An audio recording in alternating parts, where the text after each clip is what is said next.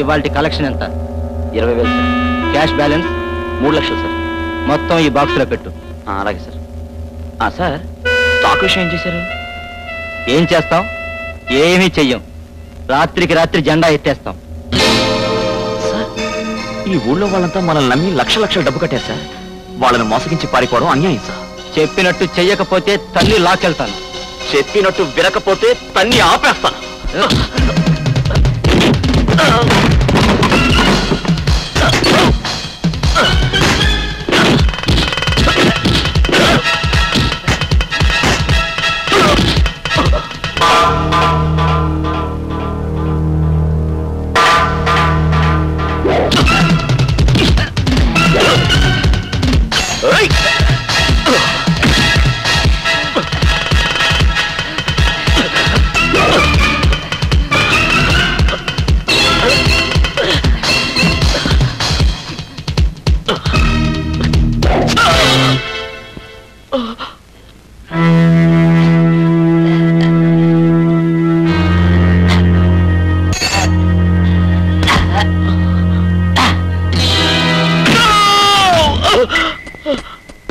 నువ్వేంట్రా మర్యాదగా మర్డర్ చేసి నువ్వేనని ఒప్పుకో. నేను చేయలేదు సార్. నా మాట నమ్మండి ప్లీజ్. నేను చేయలేదు సార్. రాయ్, ఇప్పటి వరకు నేను 33 మర్డర్ కేసులు చూశాను. అందులో ప్రతిసారి ప్రతివాడు సార్ నేను మర్డర్ చేయలేదు, సార్ నేను మర్డర్ చేయలేదు, సార్ నేను మర్డర్ చేయలేదు సార్ అన్నారా. అప్పుడు నేనేం చేశాను తెలుసా?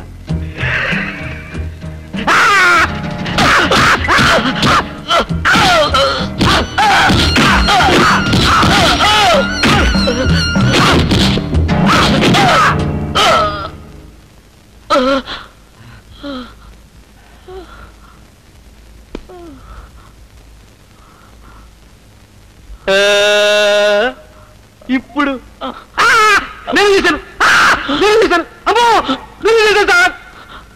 అంటారా.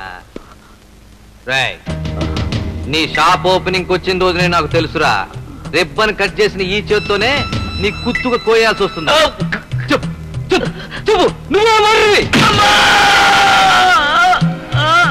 నువ్వే ఆ మర్డర్.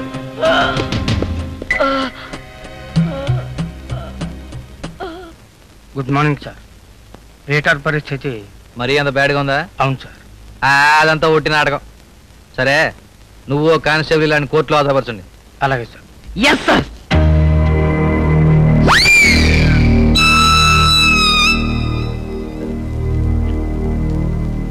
వస్తాం సార్.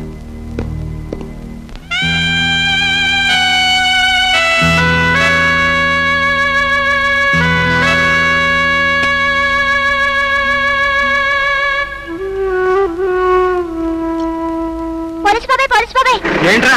సీతకు పడిపోయింది. అయ్యో, ఎలా పడింది? నువ్వు దగ్గర కాలు జారి పడిపోయింది. సార్, సీత పడిపోయింది సార్. పీటర్ నేను కోర్టుకు తీసుకెళ్తాను.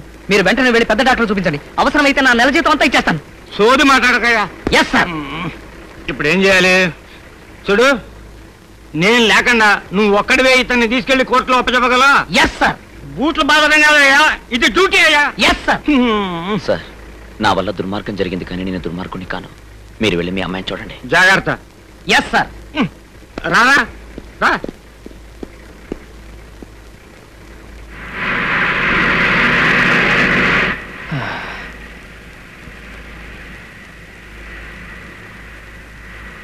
పాపం ఎందుకు చంపావు సేట్ని? పాపం అనుకునేంత మంచోళ్ళు కాదు వాడు కానీ వాడి గ్యాంగ్ కానీ. వాడే నన్ను చంపబోయాడు కానీ అనుకోకుండా. అవునవును, నేను అంతే అనుకున్నాను. మరి ఆ మిగతా గ్యాంగ్ అంతా? ఆ ఎస్ఐకి వాళ్ళ గుట్టుముట్టులన్నీ చెప్పేవాడిని కానీ వాడు రహస్యాలు అమ్ముకునే వెధవ. కోర్టుకెళ్ళగానే వాళ్ళ బండారం బట్టబయలు చేసుకుని ఉరికంబయ్యక్కను. నాకు సాయం చేసి పెడతారా? ఏంటి? నాకు మా అమ్మని చూడాలనుంది. 2 నిమిషాలే. మీ అమ్మగారి బస్సులో ఉందా? బస్సులో లేదు. చాలా రోజులుగా క్యాన్సర్ వ్యాధితో మంచంలో ఉంది.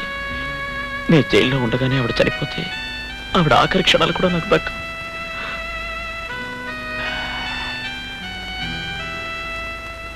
సార్, మా ఊరి దారిలోనే ఉంది. 10 నిమిషాల్లో ఇంకో బస్సు వస్తుంది. అందులో మనం వెళ్ళిపోవచ్చు.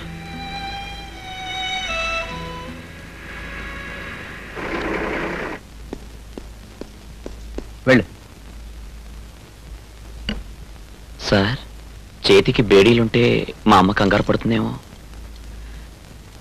నిజమేననుకో, కానీ అసలు నిన్ను ఇక్కడ తీసుకురావడం, ఈ బేడీలు తీసేయడం మీ అమ్మగారు ఆకర్షణలు. ప్లీజ్.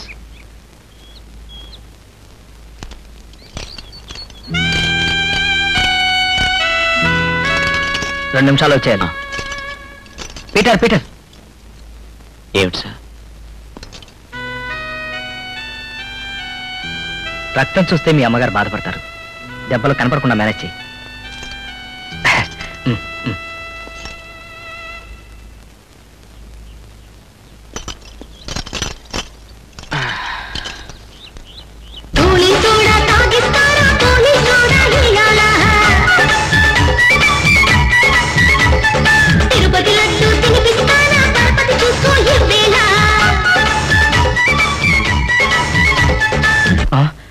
అమ్మో, చాలాసేపు ఇంకా రాలేదేంటి?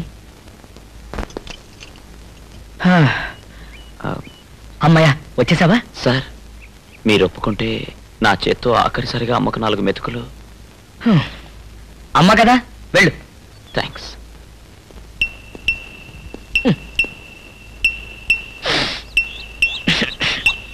ఈ పూలు వాసన రావా? ఓహో, నీడ కోసం ఈ చెట్టు.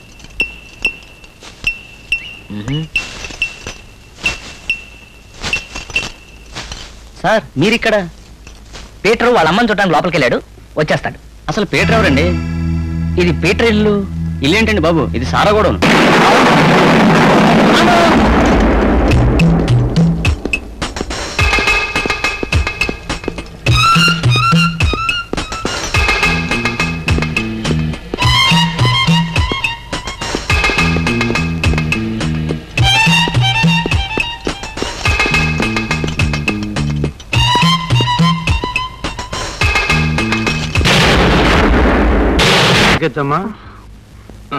పైకి జరుగు. నాన్న,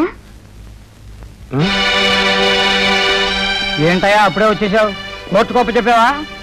చాలా భయపడిపోయానండి, చాలా వెతికానండి, కానీ పీటర్ దొరకలేదు. ఏంటి, హంతకుడు పారిపోయాడు? అతను హంతకుడు కాదు సార్. వాళ్ళ ప్రొపరేటర్ కత్తితో తన పొడవబోయి తన కత్తితో తనే పడుచుకున్నాడట. పైగా ఇంకో రహస్యం కూడా లాగేశాను. ఏంటది? పీటర్ వాళ్ళ బాస్కి ఒక గ్యాంగ్తో సంబంధం ఉందట. ఆ గ్యాంగ్ రహస్యాలని పీటర్ తెలుసట. కానీ ఈ రహస్యాలని ఎస్ఐకి చెబితే మన ఎస్ఐ రహస్యాలు అమ్ముకునే వెధవ కదా, అందుకని చచ్చినా చెప్పాలన్నాడు. తనకు ఉరిశిక్ష పడినా సరే కోర్టులోనే ఈ విషయాలన్నీ బయట పెడతాన్నాడు.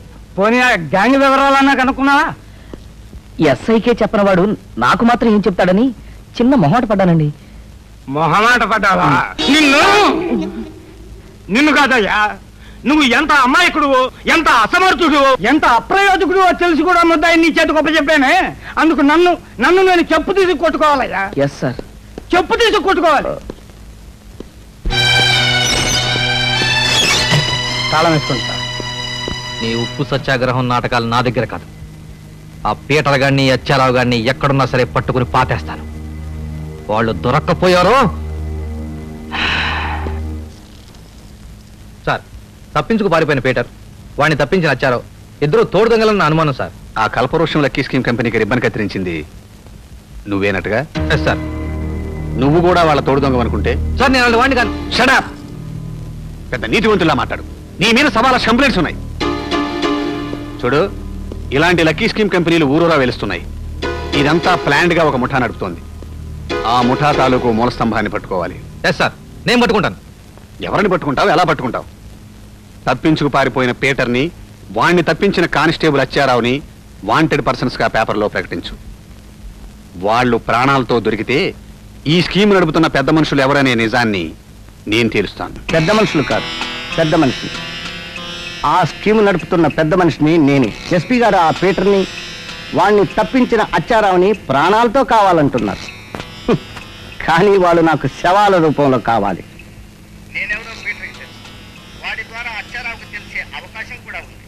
కాబట్టి వాళ్ళు ప్రాణాలతో ఉండటానికి వీల్లేదు. నీ జీపులో 2 బ్రీఫ్ కేసులు పెట్టించాను. ఇంటికి వెళ్ళి లెక్క పెట్టుకో. వాళ్ళ చావుకు నేను పంపుతున్న ఫస్ట్ ఇన్స్టాల్మెంట్. నీ పేరులోనే లక్ష్మి ఉంది, కానీ నేను తెచ్చిన 2 బ్రీఫ్ కేసుల నిండా లక్ష్మి ఉంది. చూసుకో. అయితే ఆ బ్రీఫ్ కేసులతోనే కాపురం చేయండి, నన్ను బ్రతికించిన వారవుతారు.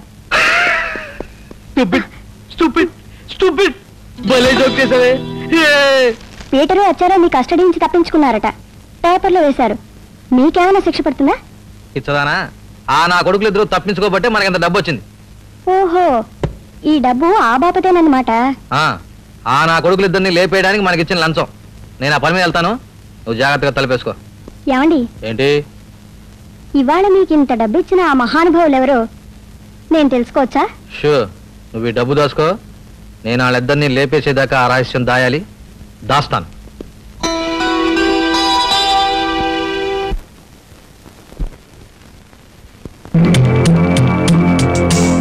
ఒక్క పిట్ట కూడా లేకుండా మాయమైపోయారు. ఈ భూలోకంలో ఎక్కడున్నా సరే వెతికి పట్టుకుంటాను.